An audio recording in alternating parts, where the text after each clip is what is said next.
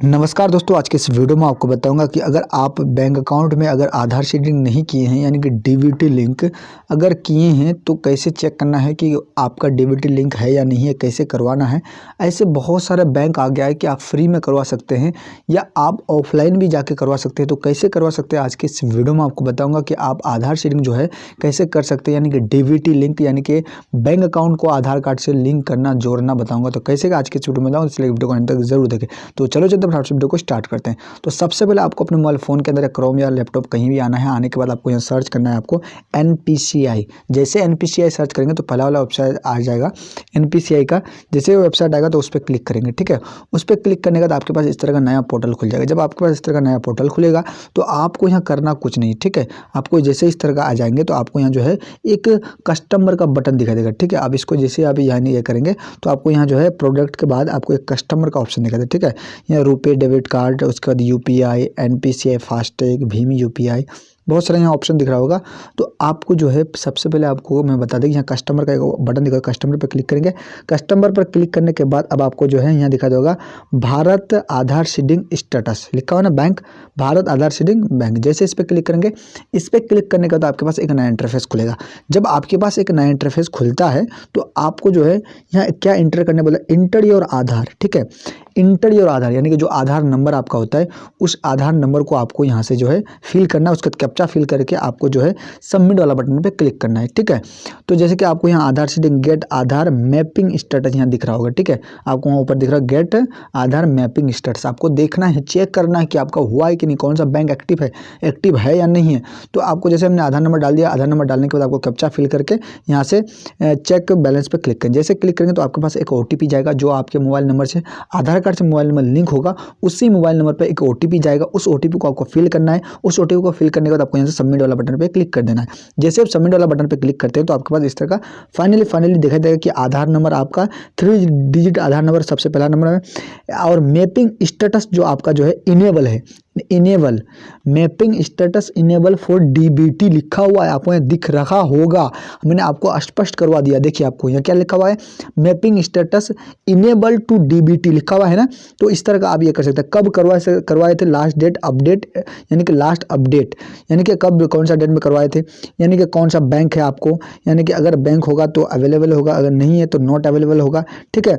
तो यहाँ से आपको बैंक नहीं दिखाई देता, आपको यहाँ से क्या दिखाई देता है, देखिए आपको नॉट अवेलेबल दिखाई देना DO अवेलेबल डेट, और उसके बैंक नेम पे जाएंगे तो आपको बैंक का नाम दिखाई देगा। देखिए बैंक ऑफ बड़ौदा यानी कि मेरा बैंक ऑफ बड़ौदा जो है पहले से एक्टिव है, लिंक है और इनेबल फॉर डीबीटी है यानी कि डीबीटी आधार सीडिंग लिंक है। आप इसको लिंक कैसे करवा सकते हैं हमने पूरा आपको बता दिया कि आप पहले चेक कर लीजिए, ठीक है।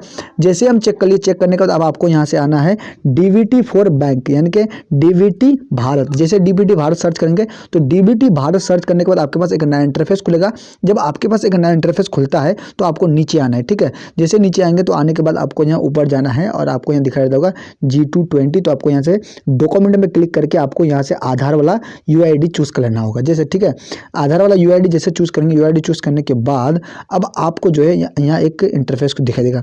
कौन सा इंटरफेस दिखाई देगा, तो एक देखिए यहाँ बहुत सारा ऑप्शन है, तो कौन सा ऑप्शन पे आप क्लिक कीजिएगा तो आपको जो है ना सिटीजन सेंटर पे क्लिक करना होगा। सिटीजन सेंटर पे क्लिक करने के बाद अब आपको जो है यहाँ बहुत सारा ऑप्शन खुल जाएगा, ठीक है। तो आपको यहाँ दिखाई देगा नीचे वाला, सबसे नीचे वाला बटन पे क्लिक करना है। सबसे नीचे वाला आपको क्या लिखा हुआ है वहीं आपको क्लिक करना है। जैसे उस पर क्लिक करेंगे तो आधार सीडिंग स्टेटस ऑफलाइन करने वाला ना एक इसमें फॉर्म खुल जाएगा, यानी कि ऑफलाइन आप जाके कैसे कर सकते हैं, ऑनलाइन तो पहले चेक कर लीजिए। इसी को आपको प्रिंट आउट निकाल लेना है साइबर कैफे से या अपने मोबाइल फोन के अंदर या कहीं से भी आपको निकाल लेना है। निकालने के बाद इसको यानी ऑफलाइन आपको अपने से भरना है। भरने के बाद जो भी आपका बैंक है, कोई भी बैंक में ये आपका फॉर्म काम आ जाएगा और किसी के कोई भी बैंक में जाके आप इसको यानी कि सबमिट करवा देंगे तो आपको 48 या 24 घंटे के अंदर आपका जो है बैंक आधार सीडिंग हो जाएगा 100%। अगर आप ऑफलाइन करवाना चाहते हैं तो बहुत सारे ऐसे बैंक है कि ऑनलाइन ही हो जाता है, यानी कि आधार सीडिंग ऑनलाइन ही हो जाता है, डीबीटी इनेबल यानी कि ऑनलाइन ही हो जाता है। तो इस तरह का आप चेक कर सकते हैं। जैसे कि ये एक बैंक है, जो ये वाला बैंक है, इस बैंक को इंडियन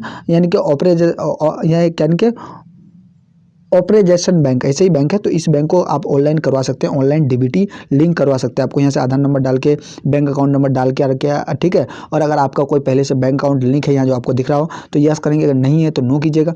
तो जिसके अब आप हाँ लिंक करवाना चाहते हैं यस, तो यस पे क्लिक कीजिएगा। उसके बाद यहाँ से बैंक यानी कि सेलेक्ट कीजिएगा जो भी आपका बैंक है, जो भी यानी कि सेलेक्ट कीजिएगा डीबीटी फॉर बैंक, जो उनसे पहले से कौन सा बैंक अकाउंट लिंक है उसको यहाँ से, और इसका टर्म एंड कंडीशन का एक्सेप्ट करके यहाँ से कैप्चा फिल करके नीचे सबमिट वाला बटन पर क्लिक करेंगे तो आपका जो है सक्सेसफुली जो है आपका क्या हो जाएगा, यानी कि आपका आधार शेडिंग हो जाएगा।